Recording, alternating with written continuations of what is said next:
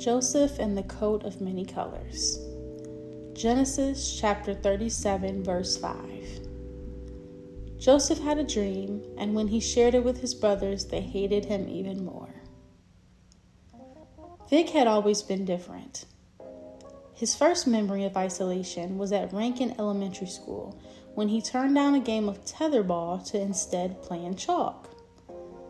This shocked the playground, as that was considered a girl's thing at the time.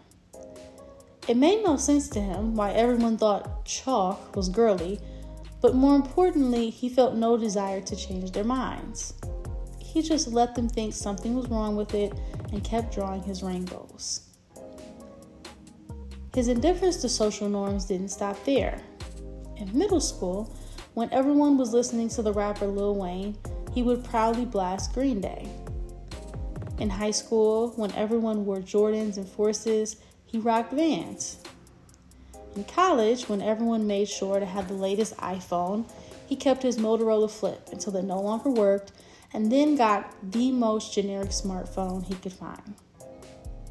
Vic was simply never concerned with any of their opinions.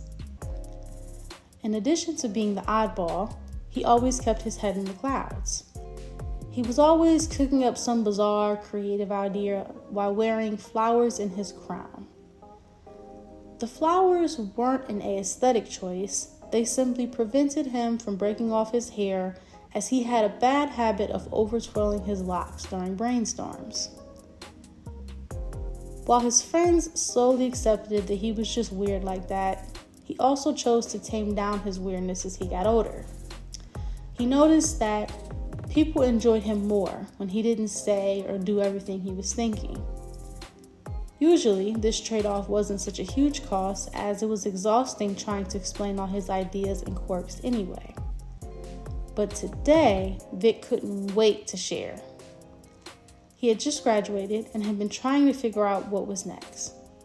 Like magic, he had come up with $1 million idea that would change his life. It was his purpose.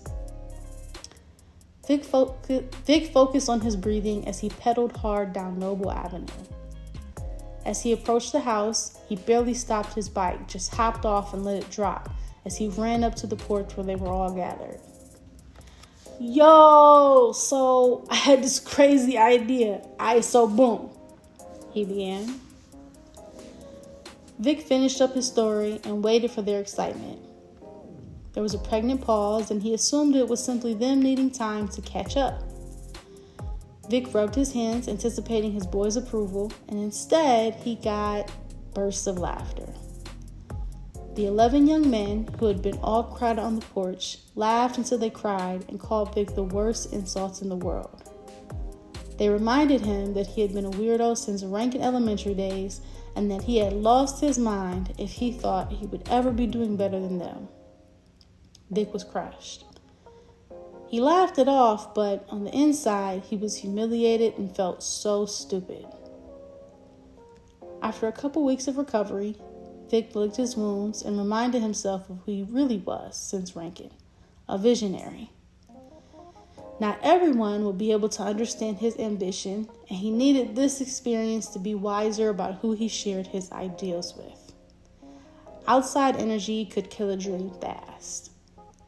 His friends' insults had delayed his start, but he was now choosing to take a note from kindergarten Vic and just keep drawing his rainbows. Vic's phone buzzed and he swiped it open. It was a news notification from Akron Beacon Journal. The story featured a picture of his 11 closest friends, all cheesing for a photo with some old guy.